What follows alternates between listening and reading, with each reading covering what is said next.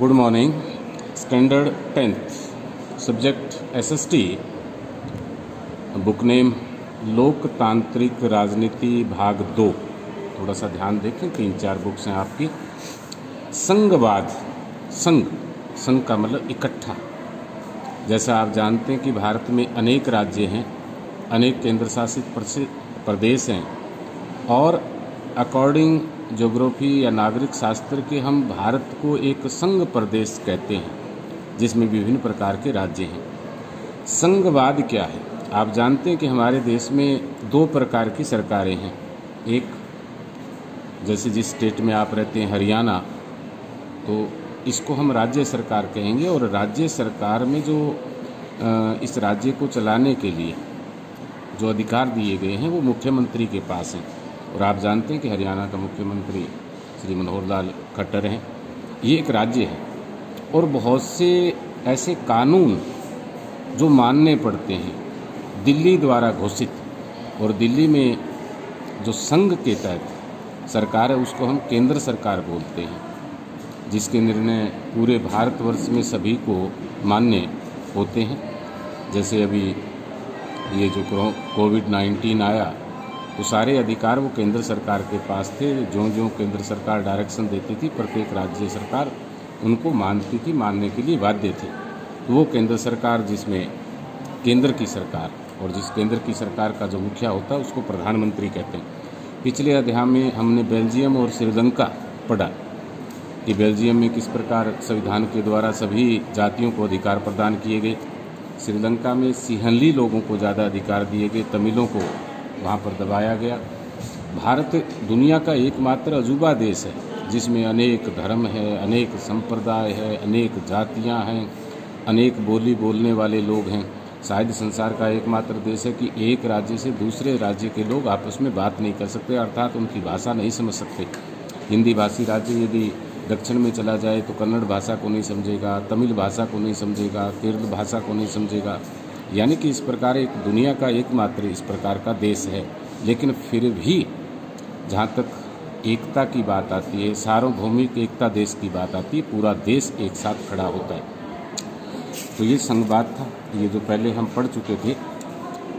संघीय व्यवस्था में महत्वपूर्ण कहते हैं कि यहाँ सरकार 2 या 2 अधिक स्तरों पर होती है। अब सरकार, जो हमारा लोकतंत्रीय व्यवस्था आप देखेंगे, सबसे पहले केंद्र सरकार, केंद्र सरकार के बाद राज्य सरकार, राज्य सरकार के बाद नगर निगम, बड़े शहरों के अंदर नगर निगम होते हैं, फिर नगर पालिका आ जाती है छोटे शहरों में, और स्थानीय स्तर पर जो सरकारें हैं उसको पंचायत राज कहते हैं। जैसे सरपंच, गांव के सरपंच और मेंबर आप जानते हैं चुने हुए लोग हैं, वो गांव की समस्याएं हैं पहले जिला मुख्यालय पे, फिर राज्य सरकार पे, और राज्य सरकार को गंभीर समस्या होती है तो केंद्र सरकार तक पहुँचाती है। तो ये व्यवस्था है संघीय, जिसमें अदालतें, संविधान, ये सारे कुछ आ चुके हैं, आप लोग पढ़ भी चुके हैं।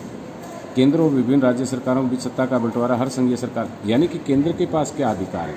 अब जैसे केंद्र के पास सड़क परिवहन है, आप आगे पढ़ेंगे, रेलवे है, वित्त डिपार्टमेंट है, कृषि के मूल्य निर्धारित करने की पावर है, वो सारी केंद्र है, स्टेट सरकारें नहीं कर सकती।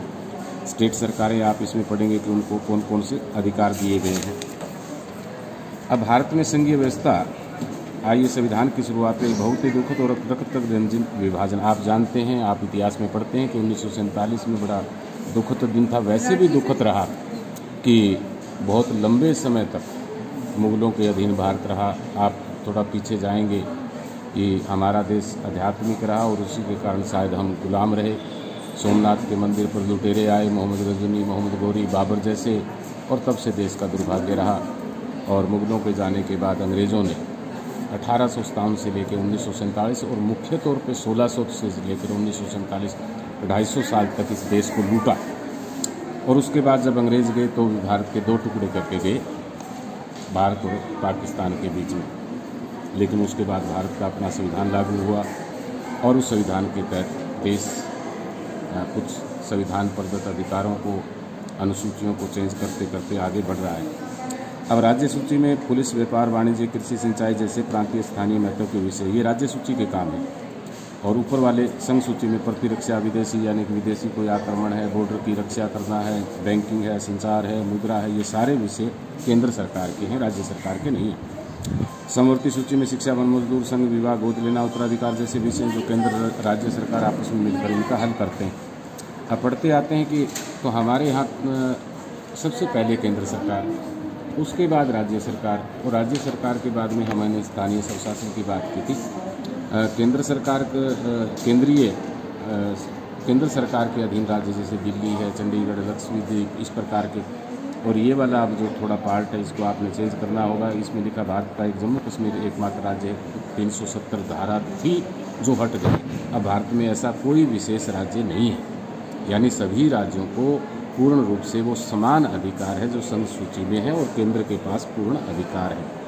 तो ये केंद्र और राज्य सरकार दोनों थोड़ा सा और हम एक्सप्लेन कर दें कि दिल्ली से जो सरकार चलती है, आपने देखा होगा भारत का गृह मंत्री, भारत के प्रधानमंत्री, भारत के शिक्षा मंत्री, भारत के खेल मंत्री, वो जो केंद्र की सरकार है, केंद्र के पास अपार शक्तियाँ हैं, यानी कि 70 से 80% इस देश में जो कानून लागू होते हैं या देश की रक्षा के संबंधी बात है, ये सारे के सारे अधिकार केंद्र शासित प्रदेश के हैं।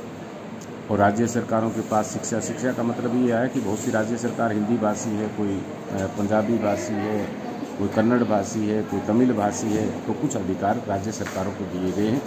कुछ स्थानीय स्तर पर पंचायत या एरियाज़ के अंदर भी अपने उन अधिकारों को वो व्याख्या कर सकते हैं, सरकार तक पहुंचा सकते हैं। और संविधान में प्रत्येक जाति, प्रत्येक समाज को प्रतिनिधित्व दिया गया, बिना किसी रंग के, बिना किसी जाति के, बिना किसी वर्ग के, चाहे वो अमीर है चाहे गरीब है।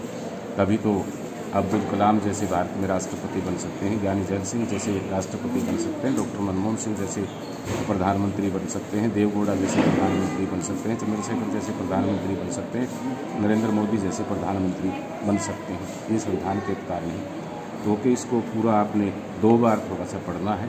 अब संघ, भारत एक संघ है और विभिन्न राज्य इसके घटक हैं, तो इसी से एक भारत संघ बना है। विभिन्न राज्य, उसका आपने एक मैप, भारत में कितने राज्य हैं, भारत एक संघ और उसके राज्य और कुछ केंद्र शासित प्रदेश, जिसमें दिल्ली भी आपने कई बार देखा होगा। दिल्ली को पूर्ण अधिकार दर्जा नहीं है, तो वहाँ के मुख्यमंत्री केजरीवाल आवाज़ उठाते रहते हैं, क्योंकि वहाँ की पुलिस प्रशासन अगर बहुत सी व्यवस्थाएँ केंद्र के अधीन हैं। तो कुछ राज्य ऐसे हैं कि जिनको पूर्ण राज्य का दर्जा नहीं मिला है। हरियाणा एक पूर्ण राज्य है। Okay, thank you all of you.